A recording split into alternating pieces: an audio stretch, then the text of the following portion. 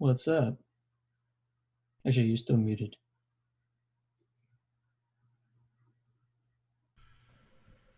How you doing? Hey, man, how are you? Surviving. Sounds like what everyone's doing. Yeah, it's been an interesting month and a half. Hey, hi. Hi. How's it Welcome, going, Abraham? Good. How are you? Pretty good. Oh, hey, dude. How's it going? What's going on? All right. I don't want to be recorded, so I'm turning my camera off. Don't hate me. Bye. For everybody who's not in on the inside joke, a lot of people on this call are connected to the Miami Make Music Day team, so everybody kind of knows everybody so far, so don't feel left out. Okay. We're gonna sit tight probably until a few minutes after. I'm not gonna hold the meeting too long because I want to respect people's time, but if there's any pressing questions you want to ask before we officially get started, I'm happy to field them now, or we can talk about it afterwards, whatever is more comfortable. Where are you going to post the recording? Or are you going to email it around? That I will send a link to everyone who's in the call for sure, or everyone who signed up, and then we'll most likely put it somewhere on the makemusicmiami.org website. Okay, cool. Thanks. And maybe even share it to Facebook depending on how it goes. Assuming no one Zoom bombs in the middle of this thing. But you're all nice people. I'm sure that's not going to happen. Well, doesn't the Zoom bomb make it more interesting? Depends on what we get bombed with. Yeah, I guess that's true. You want a couple of cats and some dogs? That's I fine. can handle that one. That's totally fine.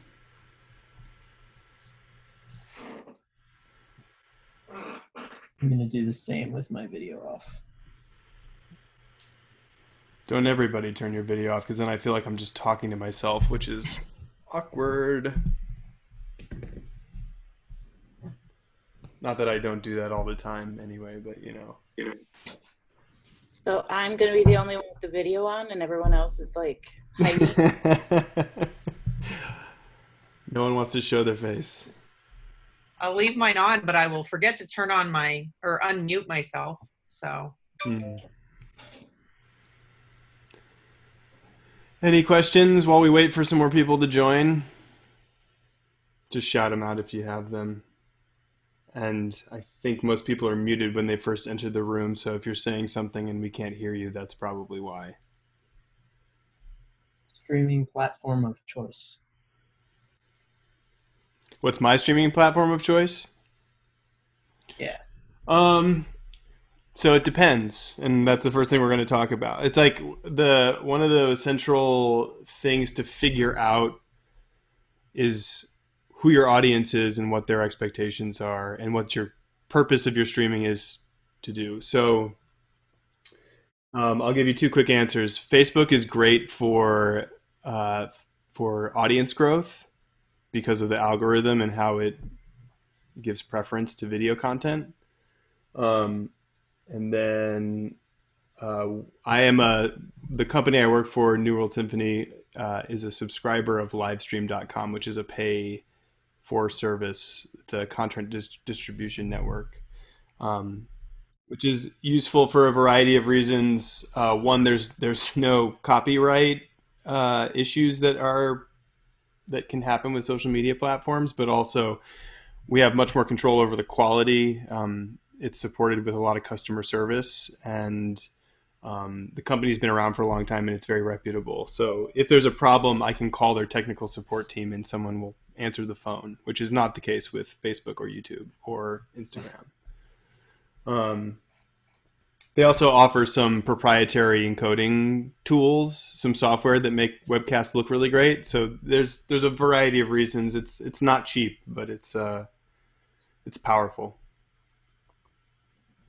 Good to know.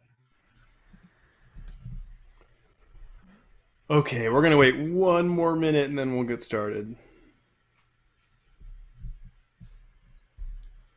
have a lot to get through. Try to keep it light and enjoyable. Hi. Hi, David.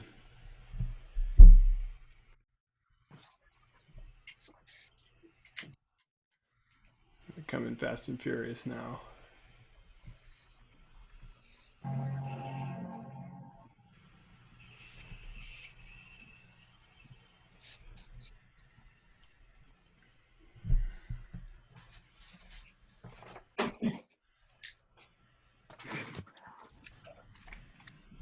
You still hear me? Somebody ask a question? Yeah, me. Can you can still hear me? Yes. The power just went off in my home. I don't know if I missed anything. Actually, Power is essential for live streaming. I bet you didn't know that already. well, yeah. Or maybe you did. Okay, it's 2:03 Eastern Time. There's some people trickling in, but we'll go ahead and get started. I want to just begin by saying if you have questions as we move through it, all of this stuff, please feel free to interrupt me, and I will do my best to answer them without totally derailing the plan as we go.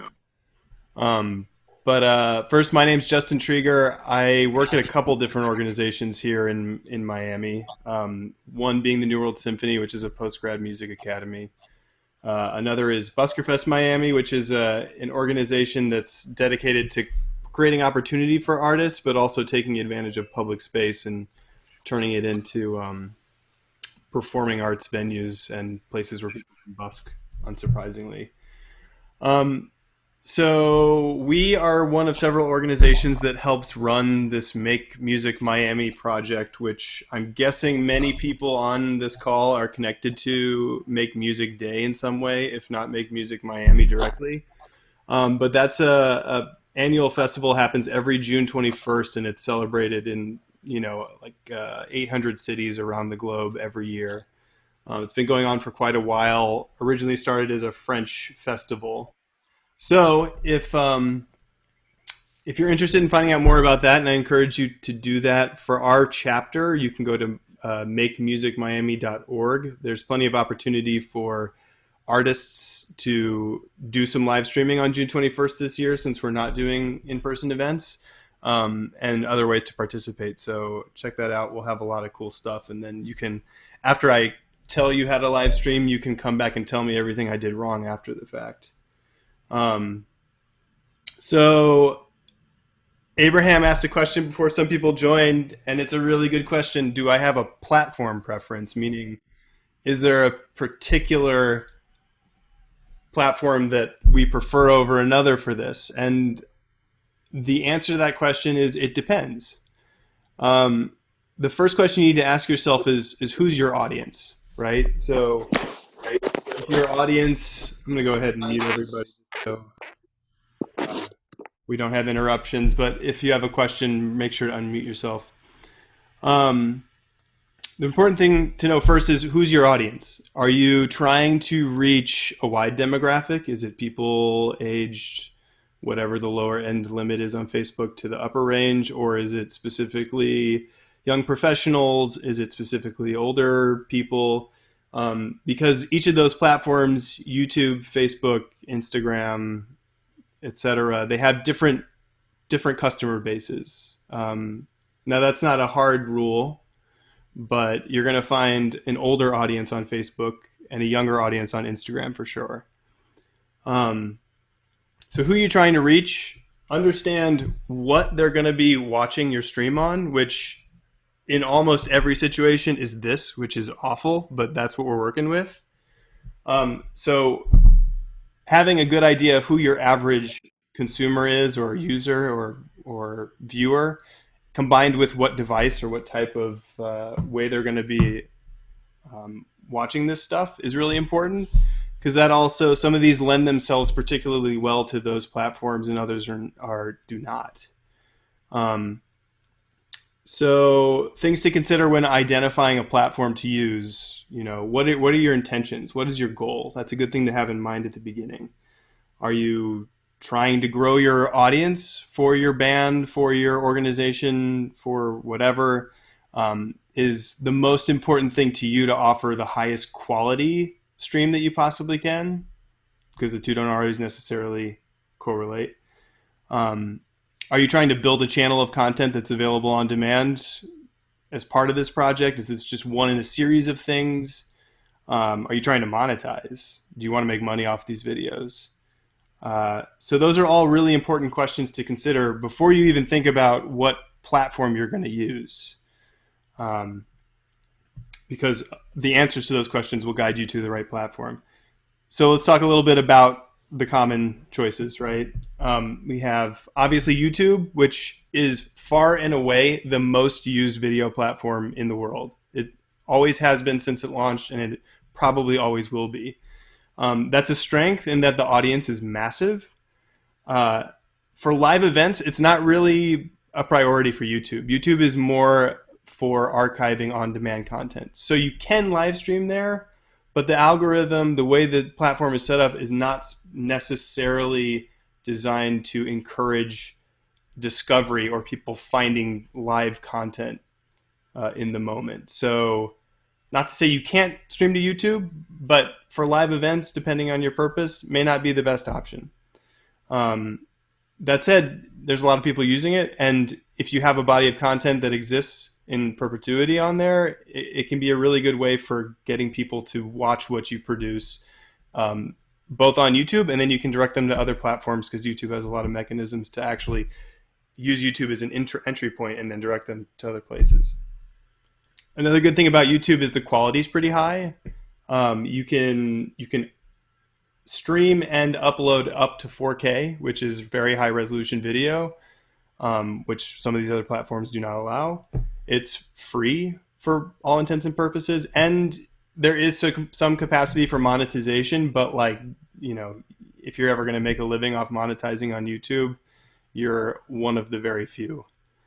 Facebook is our platform of choice for our Make Music Day programs, and that's mainly because the Facebook algorithm is designed to promote live video content. So when Facebook receives a live stream, it knows that people are on that platform mainly to watch video. So it says, hey, let's put this in front of as many people as possible.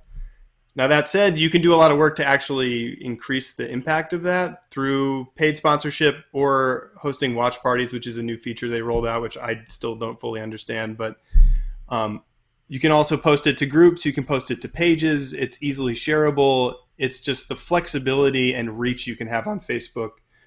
The platform is designed to encourage that. So that's why we do it. Also, everybody's on Facebook, whether or not you want to believe it. And for their video content, you actually don't need an account to view it these days, which is also nice. So even people who don't necessarily have Facebook accounts can watch your live streams if you publish them somewhere they're visible. The one limitation of Facebook that is a bummer is the resolution max. So you may be surprised to learn that unless you're using a pay webcasting service, you can only do up to 720p video, which is surprising given that, as I said before, YouTube is already supporting 4K resolution video. So that said, 720p, again, we're talking about people who are watching on this small screen. So 720p can work just fine if that's who you're going after and you're comfortable with it not necessarily being an archived piece of media that you want to feature a lot in the future. So it's a means to an end. It's a great promotional platform. And like I said, everybody uses it, even though the quality is not necessarily as good as some of the others. Moving on to Instagram. So full disclosure, I'm not a superpower of Instagram. The influencer culture drives me bonkers, but they are doing some interesting things with live streaming. Namely, one of the cool features they just implemented is you can actually invite another user to join you on your Instagram live feed. So you can actually have conversations. You can have, musicians on either side of that call playing independently. It's not fast enough for they can play together, but there is this built-in functionality to actually connect people and then to stream that conversation like what we're doing today to another place for more people to see and to comment and have a conversation around. Neat feature. The thing about Instagram to know is, again, the resolutions you can work with in Instagram are not super high. Also, because it's a mobile first app, you can't use a lot of very advanced streaming tools to reach it. You basically are limited to using your phone. There's some workarounds to that, some services that allow you to stream using professional gear, but it's not well supported and I wouldn't recommend it. That said, everyone has a smartphone, so it's a very easy entry point if the people you're working with have only that as far as equipment goes. The user base on Instagram is super young. They're super engaged. People spend a ton of time on that platform. And like Facebook, they elevate live streaming content in the feed quite highly. You'll get notifications. I'm sure people have seen these all the time. So again, what's your goal? Is your goal to have kind of a social interaction through your live stream? Because then maybe you can, set up a conversation with another user. You can stream that conversation, and then everybody else can just like chat and comment on how silly the things you're saying are, how awesome your shirt looks, and that kind of thing. It is not good for archive material. Instagram is very ephemeral, so like it's there and it's gone. Unlike YouTube. Kind of like Facebook, although Facebook archives a lot of stuff if you look for it. Those are the free platforms. There are a ton of paid services that allow you to stream.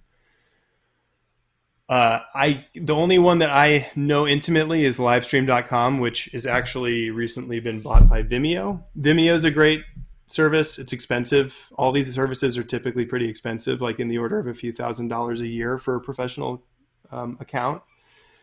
What they provide is customer support, which is awesome because all the free platforms, good luck trying to get tech support from Facebook on any kind of messaging platform or whatever they use, or they definitely don't have a phone number. You have a lot of ability to control how your stream is presented. So things like branding the video player or creating a custom skin on like a page so you can brand the content in really interesting ways. A lot of the paid services have integrations with the free platforms. So for instance, I can stream for New World at my job a concert we're doing to live stream, and then they have technology in the cloud on the server side that simulcasts that to YouTube, Facebook, whatever you want at the same time. So it's basically you're only streaming to one location, but it's going to all these platforms simultaneously. So if you're trying to maximize your reach and you have cache resources to devote, it can be a really useful tool. There's Ustream. There's a ton of paid streaming services that you can try. And if you have specific questions about the strengths or weaknesses of any of them, I'm happy to try to field those. Someone asked if there's a recording of this. There will be. Yes, we are recording. For those who have their cameras on, be warned. And Leah is sharing that Mixcloud just announced they're allowing live stream for pro users. So again, I think Mixcloud is maybe audio only. I don't know. She knows better than I do. But paid services often offer a lot of additional support and functionality that can really make your streams look professional. But you have to weigh that. You have to assess that decision of whether or not your primary purpose is reach or the quality of what you're presenting, because often you're going to have to make a decision one way or another about the platform based on that metric. Any questions about platforms? Let's take a quick pause because we're about to dive into like equipment specific stuff. And that was a ton of info.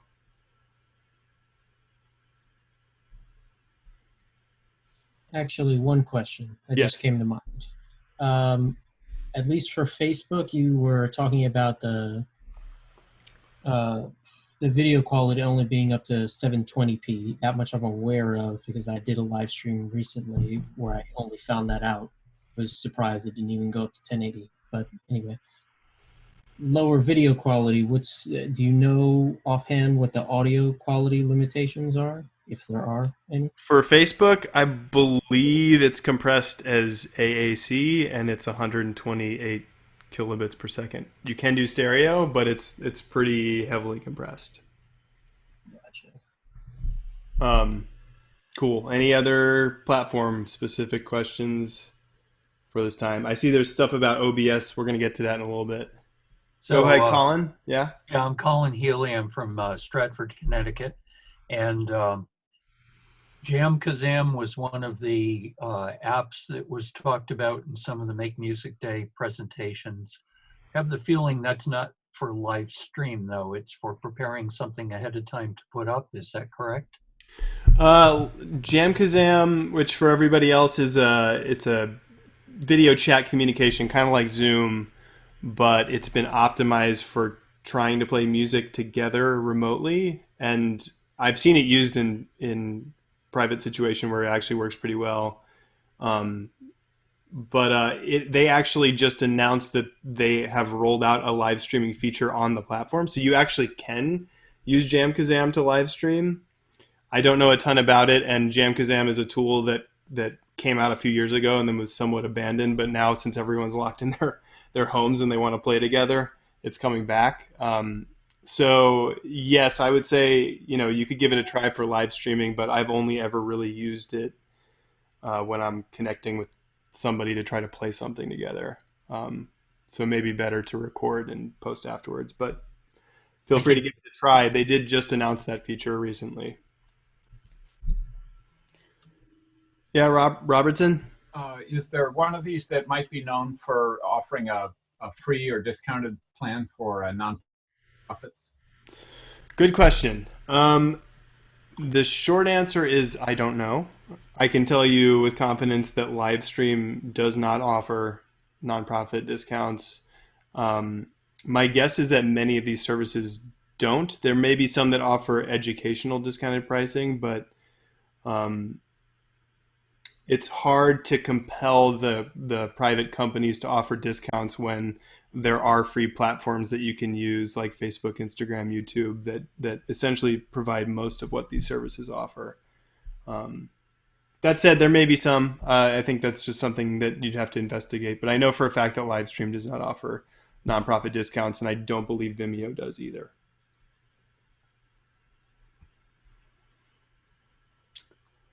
Mark?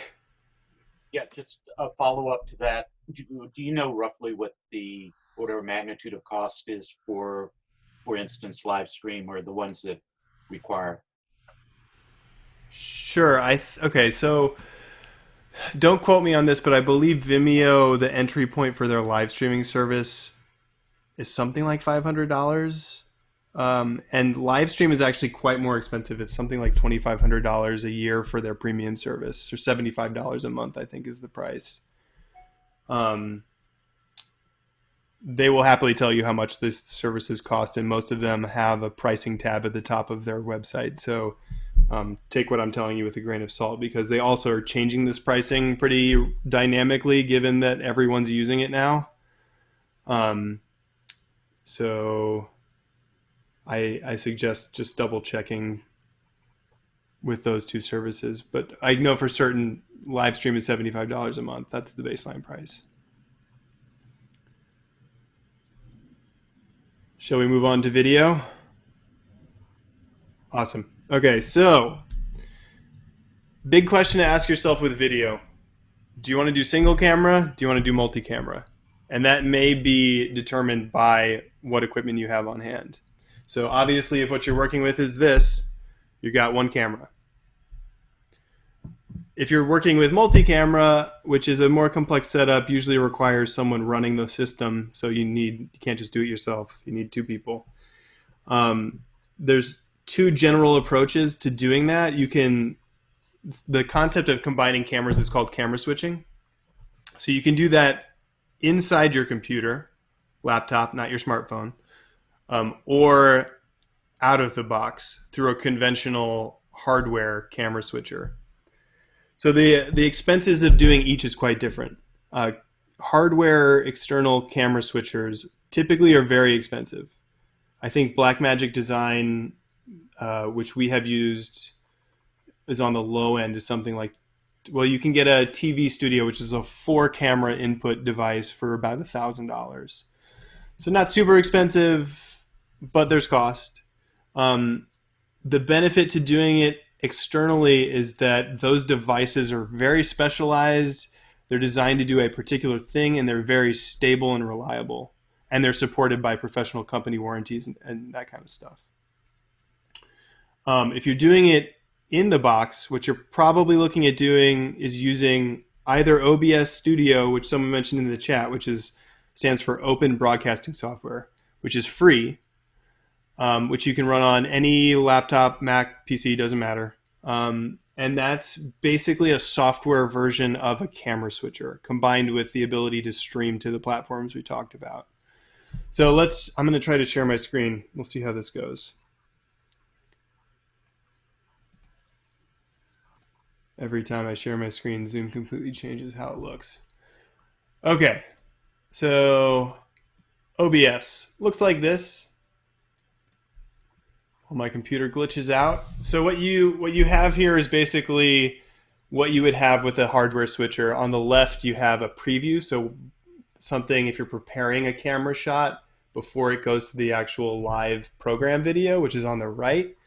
That's how these systems are set up. So you basically populate over here video capture devices or cameras. You can bring cameras into computers either through video capture devices. Those are little hardware boxes that plug into USB ports or Lightning ports, and you connect an HDMI or HD SDI camera to that. So that's how you get the camera signal into the computer. You can also use your smartphone as a wireless camera with these systems, which is really cool. There are a bunch of apps which allow you to use your smartphone as a source for your computer. So one of the ones that I've used recently is Epoch Camera, EPOCH. I think it's cross-platform iOS and Android, but that would allow you, say you have like a USB webcam and you have a smartphone, that would allow you to do a 2-camera shoot with using this software, which is free. OBS, Open Broadcasting Software, is entirely free, which is nice. There are paid softwares that do similar things, which again, because they're commercial products, have better support, better documentation. Well, not necessarily better documentation, but they actually have customer support, technical support you can rely on. Wirecast is one of those. And we use Livestream Producer, which is a tool that you get when you have a Livestream subscription. So basically, this software manages the ingestion of all of your camera signals, allows you to combine them. It allows you to do things like record to your hard drive as you're streaming. You can do things like do crossfades. You can do nice little camera switch moves like fades or wipes. You can program multiple audio devices if you're using multiple different capture devices for audio. You can insert graphics and overlay graphics, that kind of thing. So it's a super powerful program.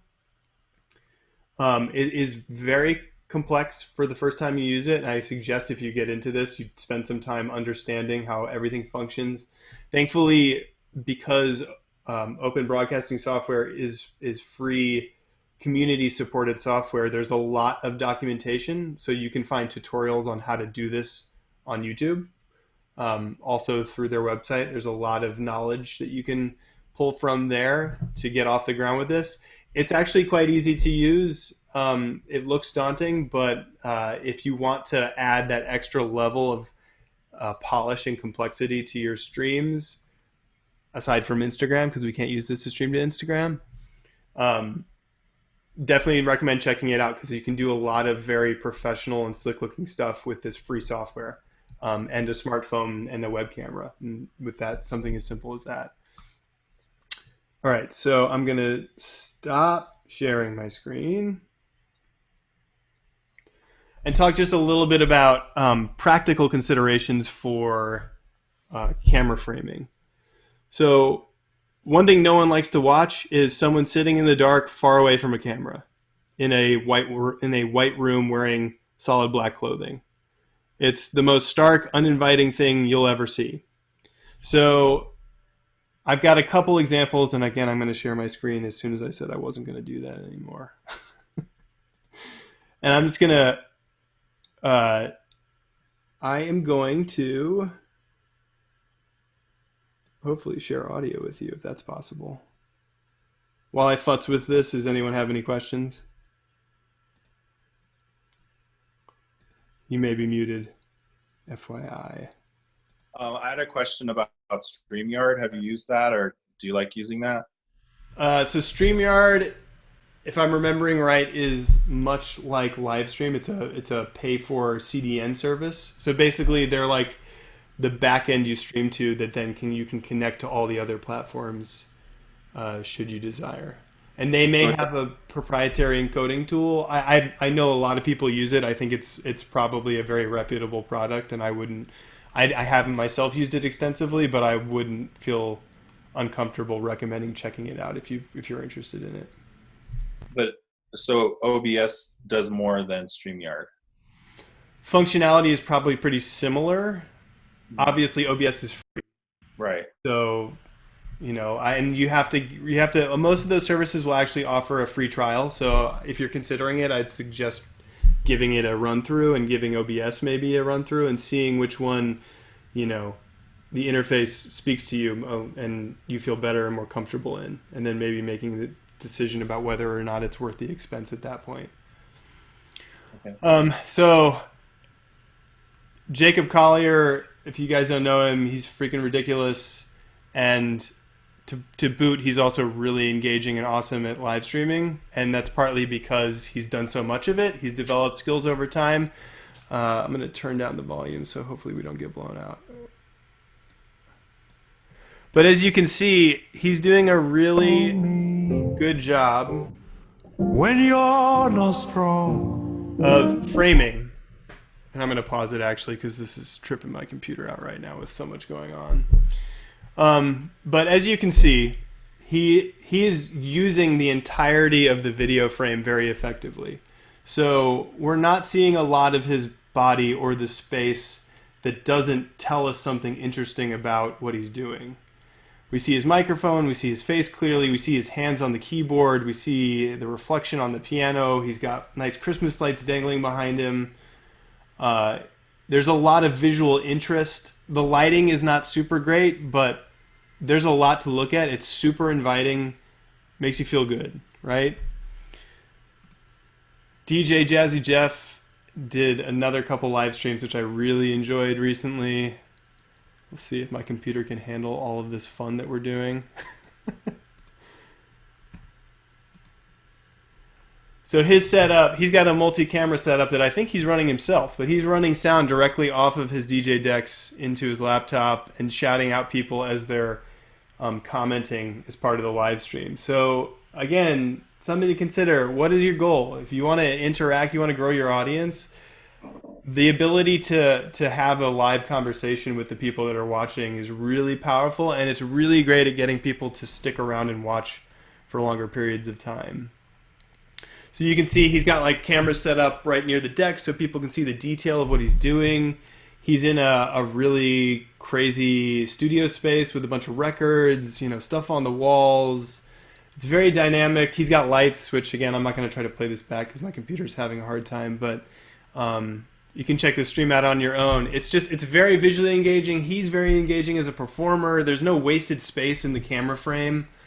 That's the main point I wanted to bring up, is just be really conscious of what people are seeing when you're presenting it. Like try not to place the camera so far away that we're seeing your full body if that's not important. If it's important, sure, show the whole body. But if I'm playing guitar and you only really need to see from my waist to the top of my head, do that, because that will offer a more engaging picture. People will stay longer. It'll invite them. And, consider where you're shooting. Shooting outside can be really nice. Make sure, again, you're not sitting on a flat white wall because you will lose people very quickly. And yeah, there's that. Another important thing to consider, and this is specific to platform use. So like most platforms are expecting you to upload a traditional HD rectangle. So a 19 by 20 or 1920 by 1080 rectangle. Does everyone understand what aspect ratio means? It's basically like the shape of the rectangle as the video is presented. Let me stop sharing my screen again. So traditional HD rectangle, you know, it looks like this. Instagram and Facebook offer other opportunities to actually turn that vertically. And what that does and what that helps to do is use more of the screen real estate, because again, what people are consuming those platforms on are this device. So how that's shown to people is optimized for that format. So another consideration, you know, most professional cameras are going to provide you with this rectangle. If you want to provide video that looks like this, you're either going to have to crop the HD view from this or use a smartphone to make full advantage of that screen real estate. So just something to think about. Again, Instagram, you know, like if that's your platform, you may want to consider not doing a traditional HD camera shot because it's optimized for other aspect ratios is the term. Exposure is important. So I said before that the Jacob Collier video suffered from lighting. He's not well lit. So you can try to compensate with that if you have a camera with exposure settings. And I think most smartphone cameras actually now allow you to adjust the exposure. But just, you know, be conscious. You should be watching your stream as an end user every time you do one, just so you know what that experience is like, and you can make minor adjustments to improve the experience for everyone who's watching. In addition, one other thing, and this is kind of getting into like the nuts and bolts, and you may have varying degrees of control over this, but frames per second or the frame rate that the camera is shooting can have a huge impact on how video feels and looks. So traditional cinema is 24 frames, which could be really cool if that's what you're going for. If you want to show a hyper-realistic video with a bunch of clarity around fine motor movements and like fast motion, then you want to do something at higher frame rate, like 60 frames per second is usually the other option on the high end. 30's like TV frame rate, kind of in the middle, kind of what people are used to on internet video.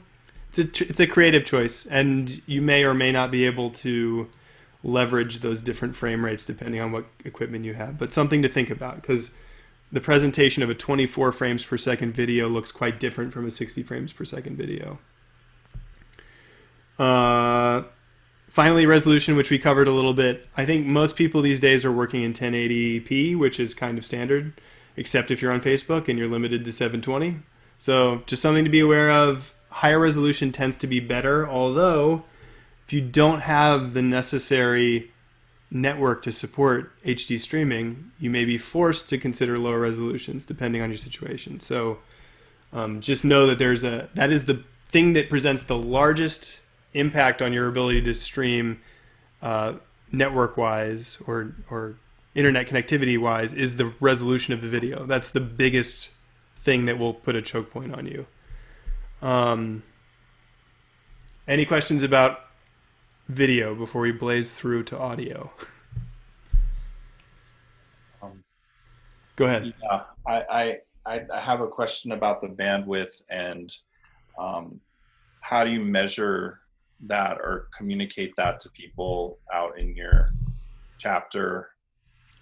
How, what the best way, and the Facebook I think sounds like it might be better for most people, because out here I'm out in the desert and there isn't the bandwidth can be a little bit shaky sometimes. So. Right.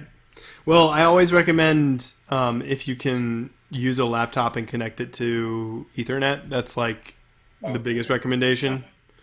If you're stuck with Wi-Fi or cellular service, there's a really useful tool that I'm guessing a lot of people know in this room to measure your real bandwidth throughput. Speedtest.net. Right. and it's mobile optimized too. So if someone's on their phone, they can double check what their upload speed is, because that's the most important one when you're streaming, not download. Download doesn't matter so much. So maybe that's a really good suggestion to investigate what kind of internet bandwidth you have access to before you try to do something like this, because most people's commercial internet service in their home provides tons of download speed, like 100 megs, a gig, whatever they sold you. And then the upload speed is like, 1.5 megabytes per second, which is like not really even enough to do HD reliably. So definitely a good thing to check. Any other questions about video? What is that rate that would be the minimum? If I go to Speedtest, I think I'm getting 2.4 megabytes per second. What is the lower limit of what I should expect? Full HD video, 1080p. You typically want at least 2.5 megabits per second to do that upload speed, and that's like barely enough. That's just going over the bandwidth that you absolutely need to do it. In an ideal world, you're working with at least 5 to 10 megabits a second of upload for full HD. And so if you don't have that, then you're going to want to go back to 720p or something like that, right? Yep. 720p you can get away with about 1.5 megabytes. But that's worst case scenario. That's like you're a little worried about whether or not it's going to hold together. Other video questions? Cool. All right, let's talk about audio. Again, question to ask yourself, what are you working with? Are you working with this, or are you working with a more built-out system? If you're working with this, smartphone microphones are terrible. Don't let anybody tell you different. They're great for talking. They're not good for recording. They're good for voice memos because it's convenient and it's right there. But I would not, if you can avoid it, recommend streaming a concert with your cell phone mic. There are external microphones that you can purchase that are fairly economical for smartphones. I have one here actually. This is called the MV88. It's by Shure, but it's really cool, really lightweight. It plugs directly into the bottom of your phone, and what this does is it not only improves the quality of the microphone that you're using, but it's a 2-capsule stereo microphone. So immediately for like the investment of, I think these are $150. You move from mono to stereo audio, which is a far superior experience. So something to consider there. This is not the only solution. There are cheaper ones. I haven't used all of them, but I think there is a baseline agreement that external microphones offer superior quality to what your embedded smartphone or laptop microphone will allow you to do. I have the Rode. It's a little, I got to figure out how to hold it up here. It works in the same way that yours does, but it's not stereo. Cool. This is about $70. Do you like it? Have you used it? Yeah, it's pretty good. Awesome. Better than the iPhone mic. Yeah, most definitely. The big problem is you can't use it on your iPad because now they have different hookups. Of course. So there are many devices like that work with both iPhone and Android. So go check them out. If you're working with a laptop, the other kind of low-end solution you can do is a USB microphone, which basically just connects directly to a USB port on your device.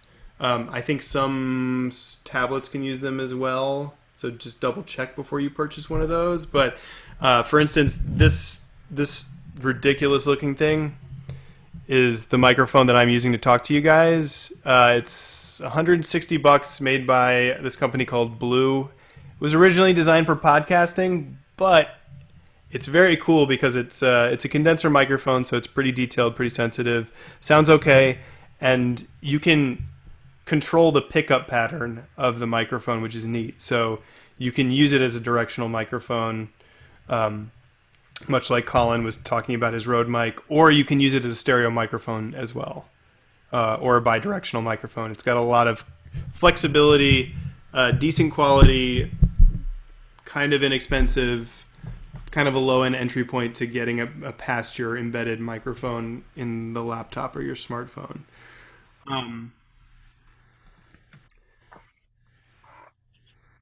The next step up from that is an audio interface. So again, this is well, actually, I take that back. There are audio interfaces which work with smartphones now, which is pretty cool. Because what an audio interface does is it allows you to use a professional traditional microphone and bring that signal into either your laptop or your smartphone. Sure, the company that makes this little mic has a single channel, so it's mono audio interface for like it's like $100, maybe $90, that works with iOS and an Android device. So you can pair, a $2,000 microphone. Yeah, Eric's got one on his screen. Let me highlight it here for him, for everybody. Yeah, see that little guy? Hold on, Eric, you're muted. Try and unmute you. It's called the MVI. MVI. 130 on Amazon, but I'm sure you can get it for 100. Yeah, it works really good. It's very weighty, and you can set the mode to whatever you're doing as far as if you're just speaking, if you're singing, if you're playing acoustic, the band, or if you're recording. You can set the levels, and it's really. I was all set up to record with Facebook Live, but then I had to do an Instagram feed, and I realized, it's a problem. And they have a USB that goes right into the Lightning input on your iPhone as well. So if you're doing Instagram feeds and you don't want it to sound like shit, and you have an actual mic that you like, this also has phantom power too. Mm-hmm. So you can use pretty much any mic. So that's my 2 cents. Thanks. That's helpful. So yeah, there are options to get an interface to work with your phone, and that allows you to use professional mics with your phone, which is pretty neat. You can also obviously find plenty of USB, Thunderbolt, Firewire interfaces to work with a laptop or a desktop computer. Those range in price quite broadly. Decent ones cost a couple $100. But again, what that allows you to do is use professional microphone equipment, and then it opens up stereo as an option for you with most of these streaming applications. You can do, in some cases, mix a bunch of different microphones together simultaneously. So say you're doing like a chamber classical group or something, or if you've got a band and you want to multi-mic everything in the room, like so individual mics for everybody, you can then mix that in Open Broadcaster software, for instance, and do live mixing of a multi-microphone setup. So it just adds a layer of complexibility, but then also a layer of quality to the audio that you're able to offer through the stream. We've said a couple times, stereo versus mono. With most people watching on smartphones, it's less of a big deal. If they're on headphones, it's a huge deal. Stereo tends to just offer a lot more sense of space and detail and depth. So like it is a hugely additive quality, in my opinion, to live streams. Even if someone is not necessarily watching or listening through headphones or a set of speakers, for those users who do use those, it's just going to make the experience so much better. Cool. I'm not going to talk too much about specific microphones for specific applications because, as Eric said, most people, it's going to be different for every instrument, and most people have mics that they favor over others for different uses. It's a completely aesthetic choice. Audio interfaces are a good entry point to be able to use the high-end microphones. That was my main point for the audio segment. So if I can interrupt for a second, I was thinking that I'd get a Bluetooth mic so it could work with my iPad, my iPhone, and all the different platforms, but I've been told that they're not as good as a UBS connection. Is that correct? Yes. In fact, The most frustrating thing about this device in my using it so far is that I'm on an iPhone 10, the one that doesn't have a headphone jack, which is the worst decision ever. And I have to use Bluetooth headphones to listen to what I'm recording with this, and it tends to cause interference with the microphone, which is not good. So Bluetooth is great for listening to audio, but not for capture, in my experience. Okay. Thank you. Yep. Just a couple questions in the chat because we're moving on to the next topic. Brandon was asking about latency in open broadcaster software. Brandon, are you talking about delay between video and audio signals? Not particularly. I just meant even when you were showing OBS, your movement on the Zoom camera versus what was happening in the OBS camera, there's this delay. So if I wanted to live stream, because I've already tried it as a test through Facebook Live, but obviously there's a big delay between what's happening in real time to what makes it over to Facebook. Is there any way to kind of help that out, or am I just going to have this? That is, latency is it's hard to figure out where the delay is coming from most of the time. It could be the computer you're using and the resources it has available can be impacting what that delay is like. It can be the internet you're using can impact the delay. Regardless, you will experience delay while live streaming, no matter what platform you're using. It's just the nature of how the information gets from one place to another. That there's almost always a baked-in delay of 7 to 10 seconds at the best, in the best situation.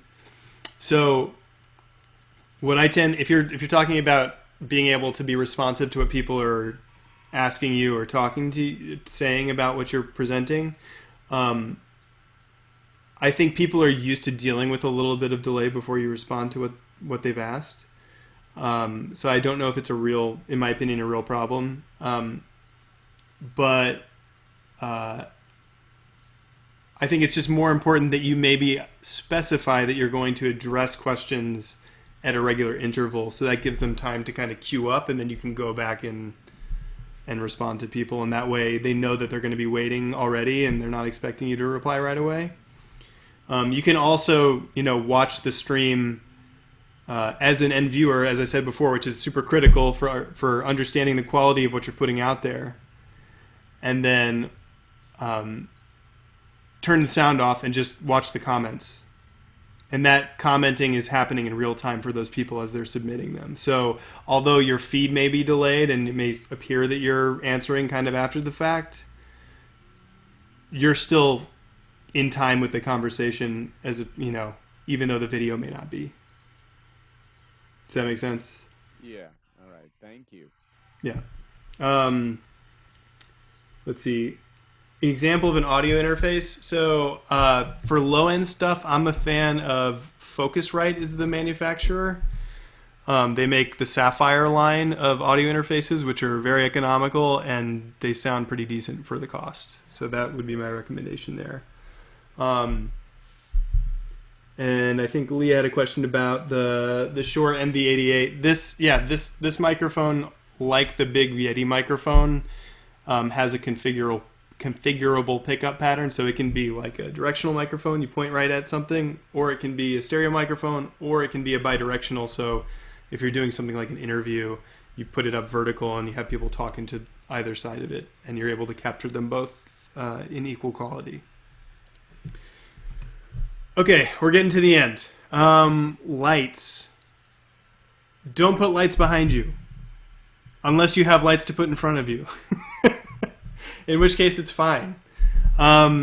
Most presentations, most traditional concert show stage presentations rely on a minimum of 3 lights. There's one that kind of casts a wide net over the front of what you're showing people, one that highlights the back of what's happening, so there's a separation between the two, and then the most important one is the key light, which is the light that's kind of pointed directly at the subject who's being of focus. So for live streaming, you got to at least have a key light. So consider what you're pointing your camera at. If it's an open window, unless you have a light to illuminate your face equally, don't point it at a light source, because the light will blow out the camera. People won't be able to see the detail of the environment you're in, which is one thing that keeps them watching. So just be conscious of that. Like, the most important light is the one, and I have a terrible one. It's the reflection off of my monitor that you're seeing this blue light on my face. But a nice incandescent lamp, a desk lamp, put it right in front of you, opposite where the camera is. It's going to make it look so much better. And in addition to it making it look better, it makes the computer and the devices work less hard to capture your video, because the camera has a clear view into what it's trying to take from analog world and convert into digital signal. So if you've only got one light and you at least need one light, put it in front of your desk or in front of your camera and point it at your face. That's all I'm going to say about lighting, because that's like the last of our worries for most people, I think. But something to at least think about. Don't forget about it. We talked about network. Just a quick reminder, Ethernet all the time. If you have Ethernet, if you can use Ethernet, use Ethernet. If you're stuck with Wi-Fi, make sure you test your network and make sure your upload speed is adequate for streaming HD video, which again was something like 5 megabits is kind of the low threshold I feel comfortable with, but you can do less. So make sure to test your connectivity to anticipate problems in terms of the resolution of video you're using. Cellular service can work. We do it for Make Music Miami. We do mobile streaming all the time, and we use a mobile hotspot that's equipped with a couple of 4G chips, and it can actually combine the network connectivity of those two chips.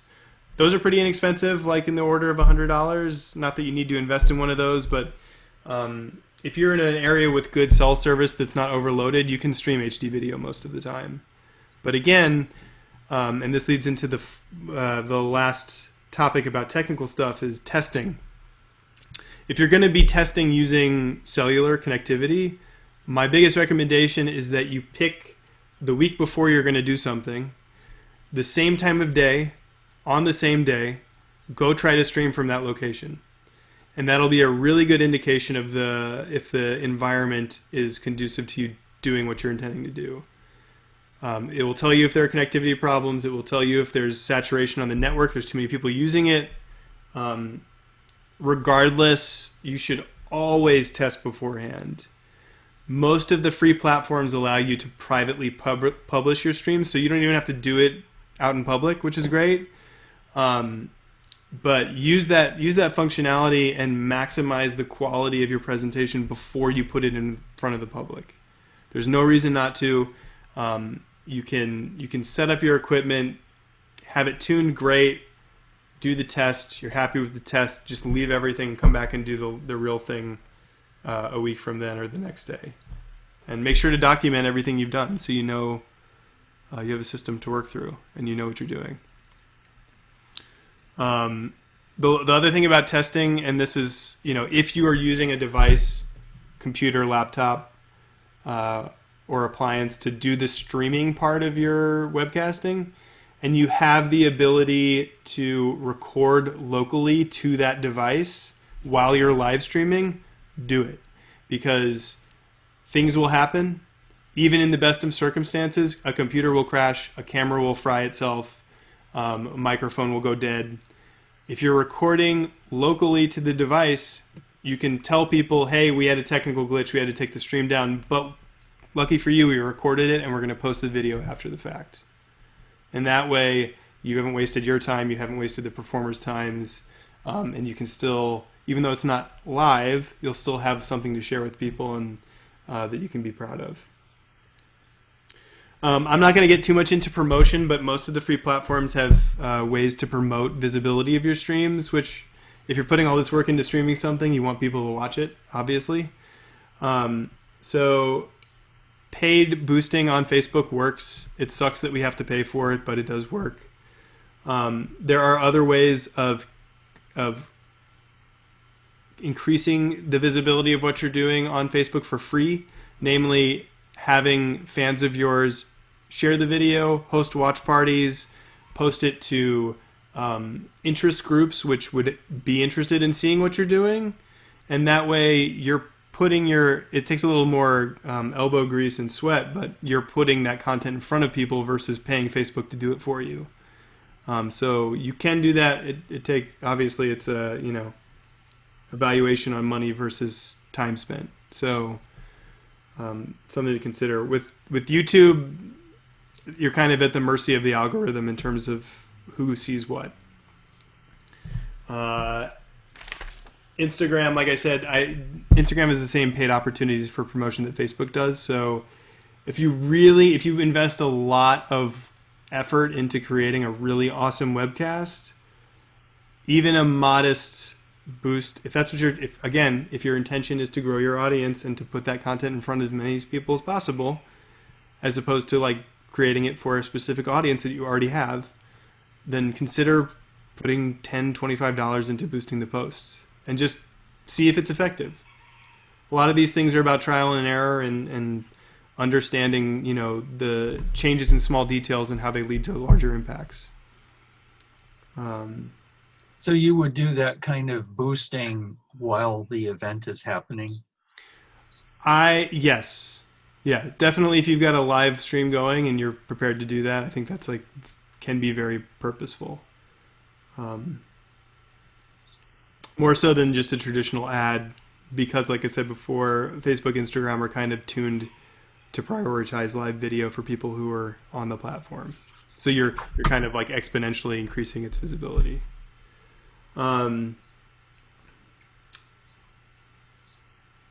Someone asked a question about Twitch as a platform.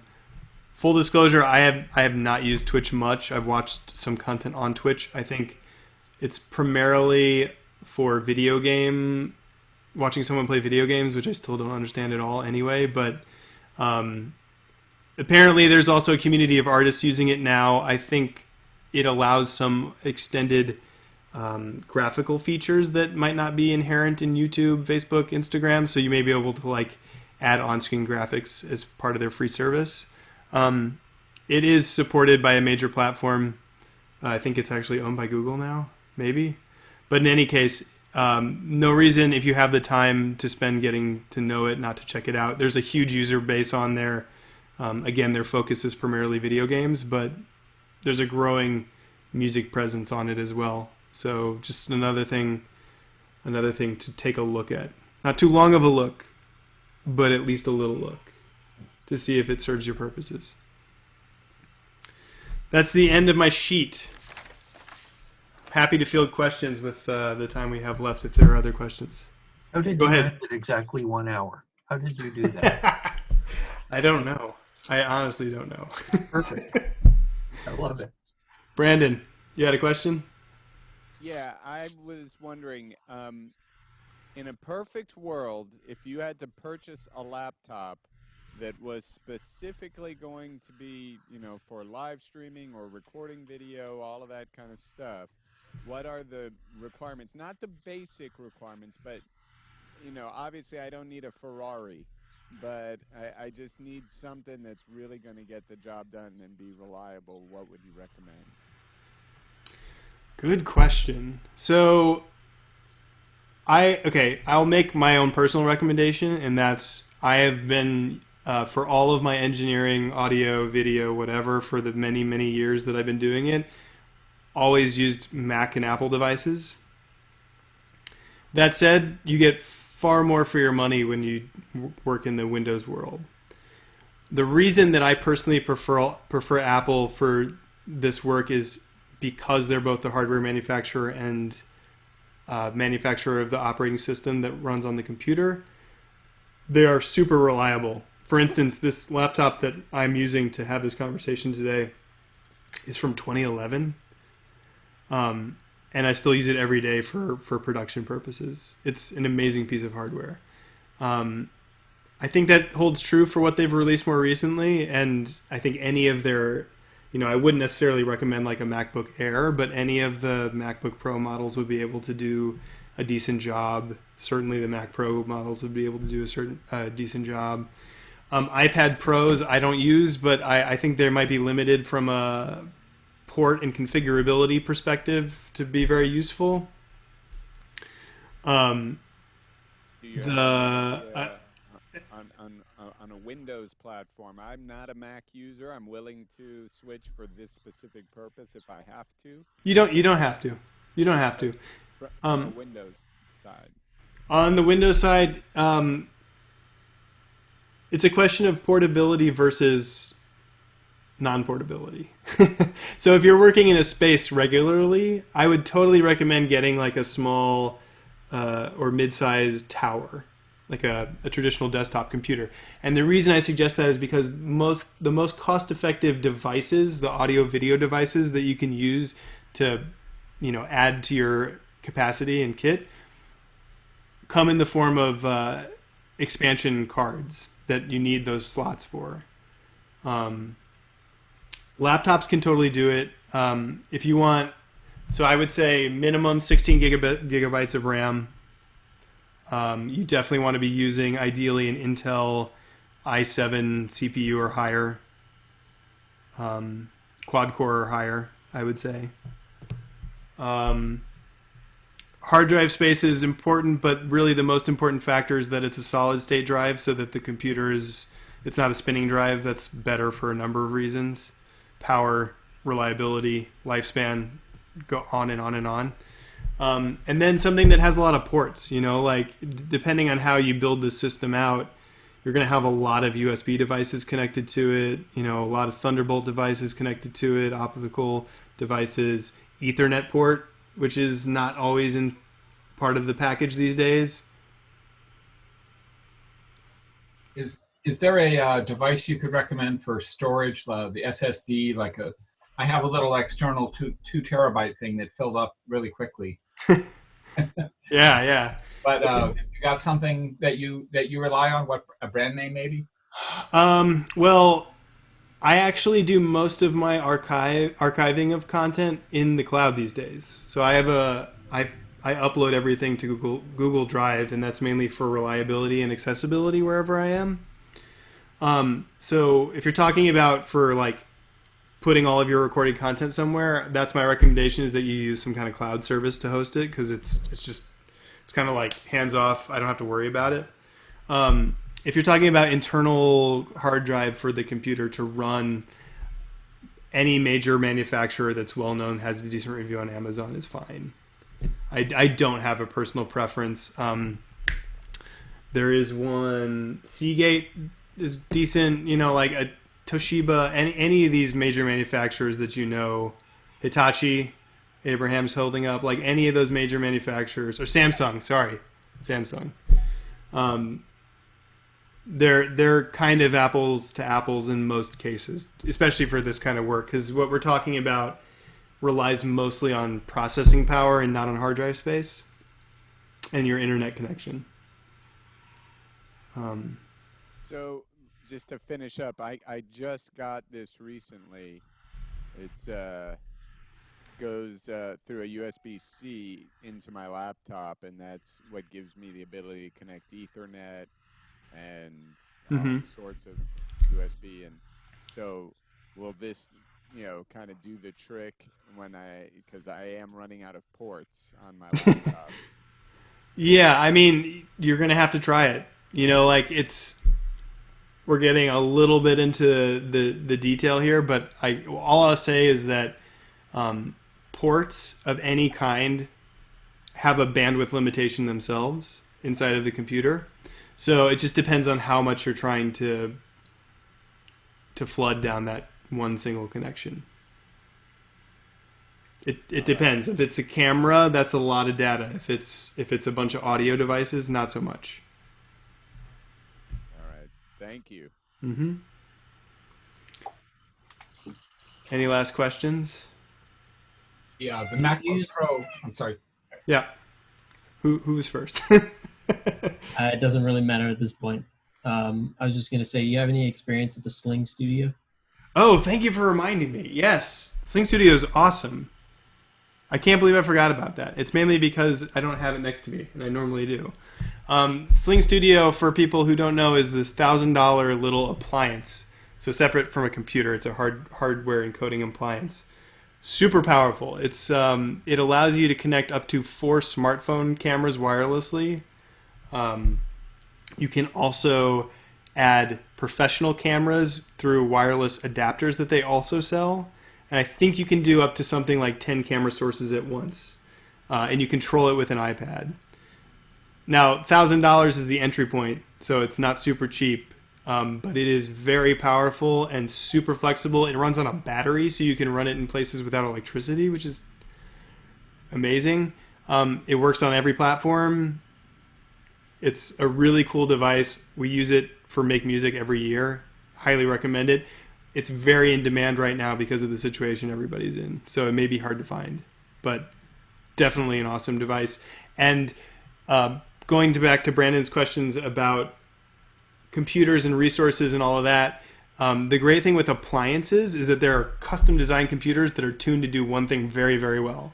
So you can be less worried about reliability, crashing, overloading the capacity of a system like that because it's designed to do one thing very well and not overload itself. So one reason to consider using an appliance instead of like a software encoder or webcasting software, because you have that added reliability.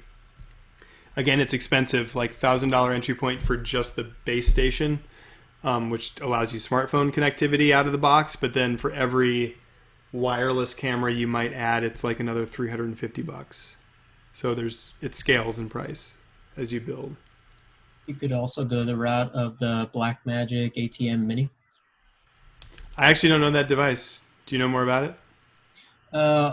I don't own it.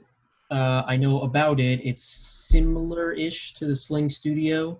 Mm-hmm. It doesn't have any of those wireless capabilities where you attach cameras or phones wirelessly, but it has a few HDMI ports on the back and a couple of audio inputs on the back.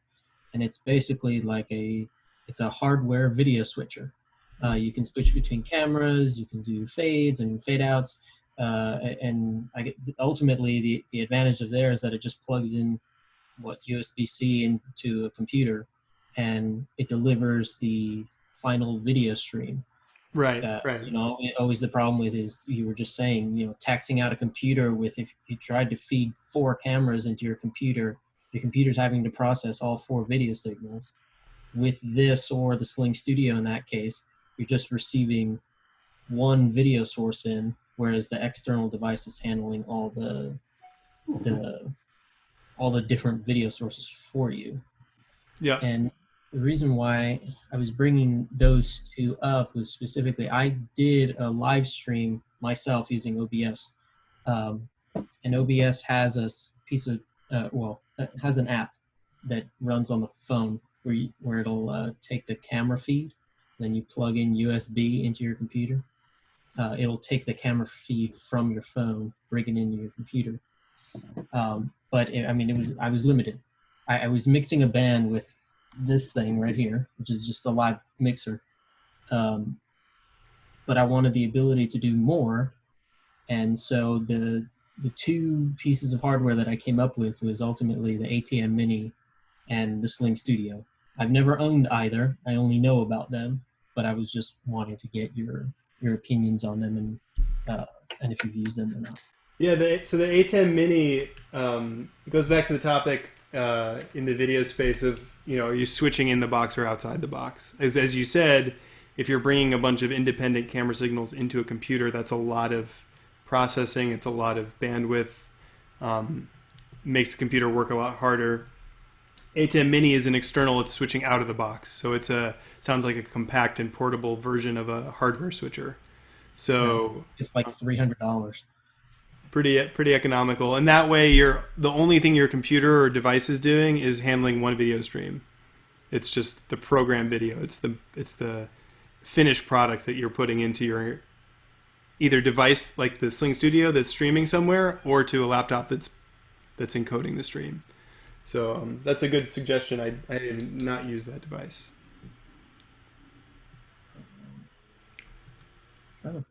Real quick, Yeah. I was just curious, what was the name of the mic that you're speaking into right now that you held up before? This is the Blue Yeti Pro, which I think they're only selling now the Blue Yeti X, which is the current version of that microphone.